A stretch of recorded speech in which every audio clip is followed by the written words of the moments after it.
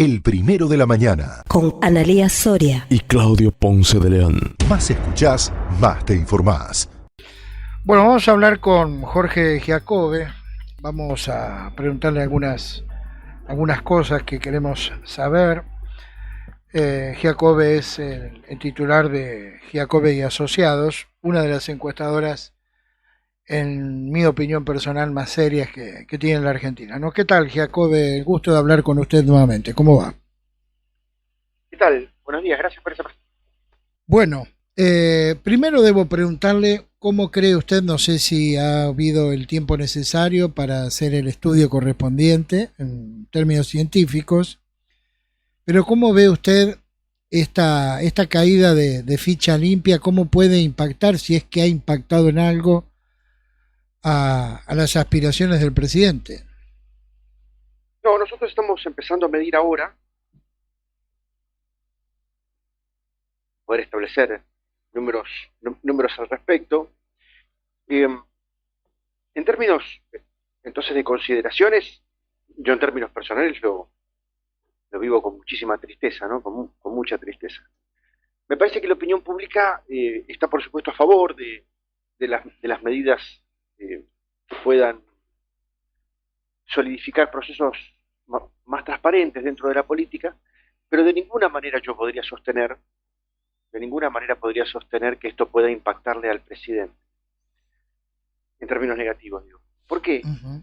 Porque en la fase de enamoramiento de las opiniones públicas con sus líderes, la corrupción queda de lado. Los argentinos tenemos un comportamiento respecto de la cuestión de la corrupción que es bastante significativo y que hay que mirarlo, que estudiarlo, que reflexionarlo. ¿Por qué? Porque cuando un presidente o una presidenta nos da la sensación de que nos lleva hacia un lugar mejor en términos económicos, entonces no nos importa nada. Esta es la verdad. Correcto. Y está muy comprobado en todos los gobiernos anteriores. Ahora, cuando esa persona sobre la cual habíamos puesto una ilusión, por izquierda o por derecha, no importa, por estatista o por liberal, insisto, no importa, cuando esa ilusión se empieza a resquebrajar, entonces empezamos a decir que nos importa la corrupción, como si viniera de ahí la ofensa, pero la ofensa en el fondo es también económica. Claro.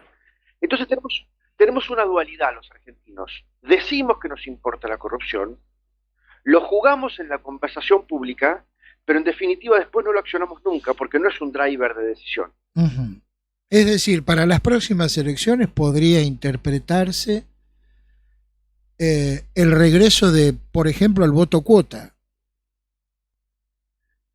Siempre el voto es económico, ¿no?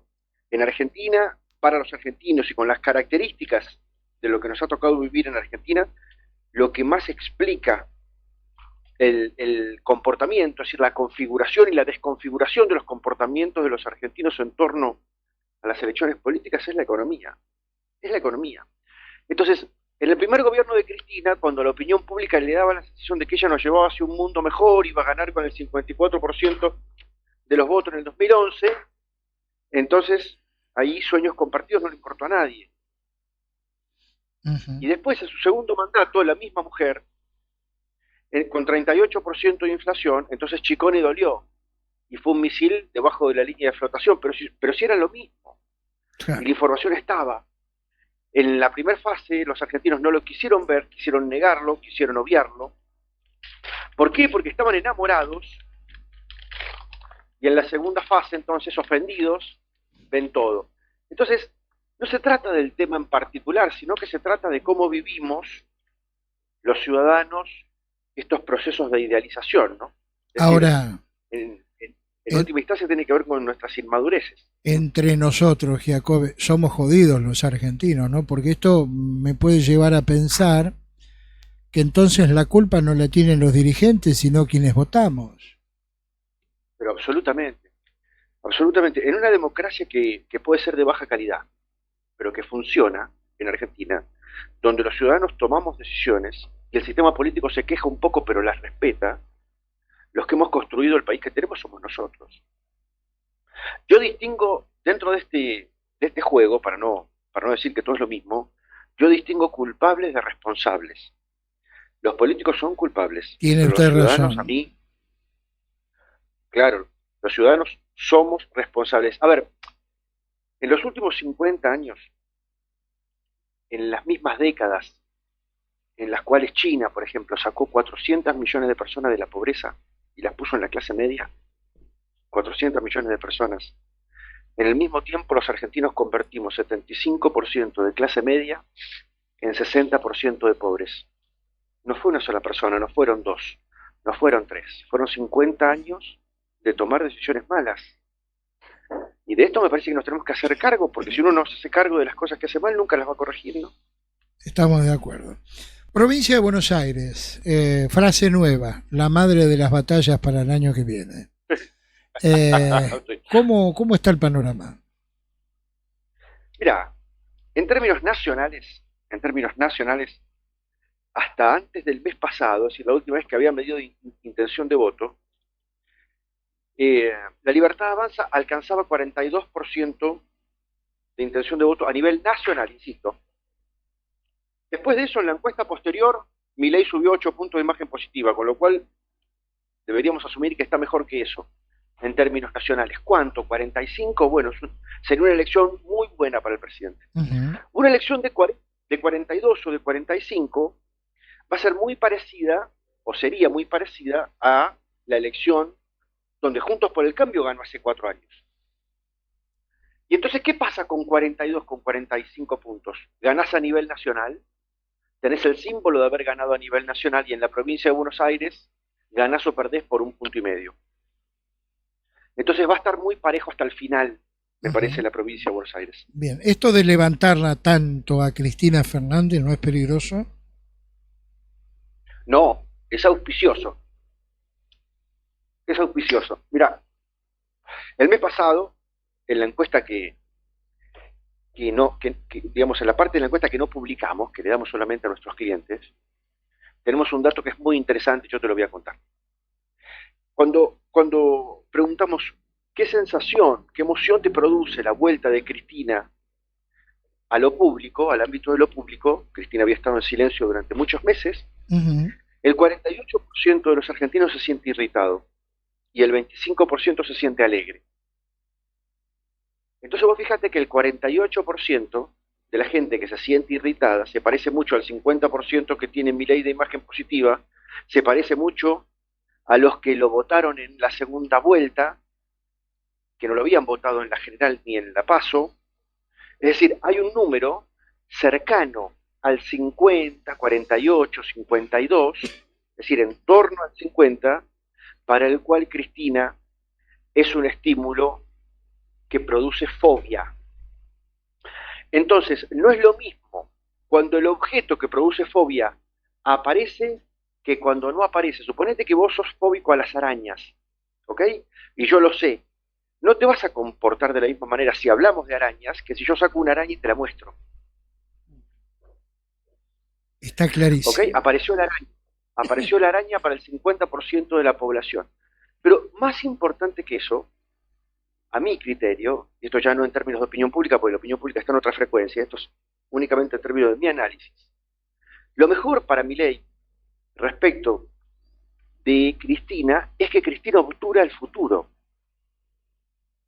Es decir, Cristina sigue reteniendo para que no, la situación, me refiero, sigue reteniendo la situación para que no crezcan sus segundas y terceras líneas que deberían estar heredando el progresismo en la Argentina, que tiene por lo menos 35% de los votos. Es decir, convoca el odio contra Milei, pero no le da expectativas de futuro a su propia tropa.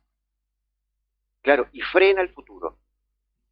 El riesgo de Milei no es el pasado, no es Cristina o Macri. El riesgo de Milei es lo que todavía no nació. Como decía Sabina, el traje de madera que estrenaré no está siquiera plantado. El riesgo de Milei es el Milei de Milei. Y eso todavía ningún espacio lo puede parir. ¿Por qué? Insisto, porque Cristina está obturando al kirchnerismo y también decidió obturar el peronismo, porque Macri está obturando el PRO, porque Milei está obturando su propio espacio y porque nadie está construyendo el futuro. Bien. Buen día, Jorge, ¿cómo le va? Soy Analía. ¿Qué tal, Analía? ¿Cómo estás? Bien, volviendo al tema anterior, corrupción. ¿No será que los argentinos somos un poquito corruptos? digo, cada uno de nosotros, ¿no? Le pregunto esto porque yo escucho por ahí que se celebra a determinados delincuentes. A ver, en la Facultad de Derecho, ovacionando a Barreda, los chicos de ahí de la Facultad de Derecho, con un cuádruple homicida, felices y contentos. Los señores del Banco Río, digo, considerados casi como héroes. Digo, ¿no será que somos un poco corruptos? Lo que nos faltan son capitalistas. No somos un poco corruptos, somos muy corruptos. Ajá. Y somos absolutamente ilegales. Después, ¿eso tiene justificaciones o no? Vos pensás solamente que el 50% de la economía está en negro. Y eso es ilegal, aunque vos lo puedas justificar después con algún rulo conceptual. Mira, hay un libro muy interesante de Archibaldo Lanús, un hombre que ha sido embajador de Argentina mucho tiempo, un libro que se llama La Argentina Inconclusa, donde el hombre plantea una idea que a mí me resultó un sopapo, ¿no? Él dice lo siguiente: lo cultural para una sociedad está mucho más profundo que lo institucional. Lo institucional viene a tratar de ordenar lo cultural, ¿no? Para los seres humanos y para las sociedades también. Bien, entonces lo cultural está más profundo que lo institucional. Pensá esto. 2. En el lugar donde estamos parados, la Argentina, son 200 años de historia. Abajo de esos 200 años de historia de la Argentina institucional hay 300 años de virreinato del Río de la Plata, un lugar fundado para y por la corrupción. Claro, para el contrabando. Para el contrabando, donde el virrey era el que manejaba la blanca y manejaba la negra. Estamos acá para y por la corrupción, y así somos. El día que lo queramos terminar, lo vamos a terminar, pero eso no va a venir desde el sistema político. ¿De dónde puede venir? Sino que va a venir desde la sociedad. Bueno, desde la sociedad. Mira, los argentinos, perdón, un pequeño apunte más. Los argentinos, cuando queremos salir de alguna de nuestras taras históricas, salimos. Pero son muy pocas las veces que salimos de alguna. Un día, no sabemos bien cuándo, pero un día decidimos que matar al otro como forma de resolver nuestras diferencias políticas no estaba bien. Y se terminó.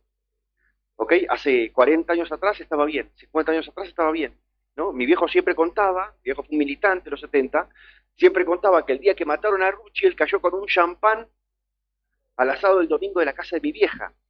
Se festejaba la muerte, de eso salimos. De la idea de interrumpir el orden de la democracia, cada vez que se arma un quilombo salimos. Claro. De la idea de que los presidentes no terminan su mandato porque nosotros nos fastidiamos, también salimos. Ahí te conté 3. Quizás un día de estos se nos ocurra para con la corrupción. Ojalá, lo veo lejos. Ojalá. Por último, puede aparecer, no digo para la próxima, pero sí para 2027, el Milei de Milei. Mira, para el 2027 lo veo difícil. ¿Sabes por qué lo veo difícil? Primero porque los grandes líderes no están teniendo la grandeza de permitir que las segundas líneas crezcan. Y en segunda medida, porque las segundas líneas son una manga de cagones que no se animan a desafiar al padre en términos simbólicos, digo. En psicología bien explican los profesionales que generoso es el padre que da la batalla contra el hijo para que el hijo se mida con alguien mejor, ¿no? Con alguien más grande para que aprenda, pero también es generoso el padre que se deja matar en un momento. Bien. Y no están sucediendo ninguna de estas cosas. ¿Ni siquiera un outsider? No, ni siquiera un outsider.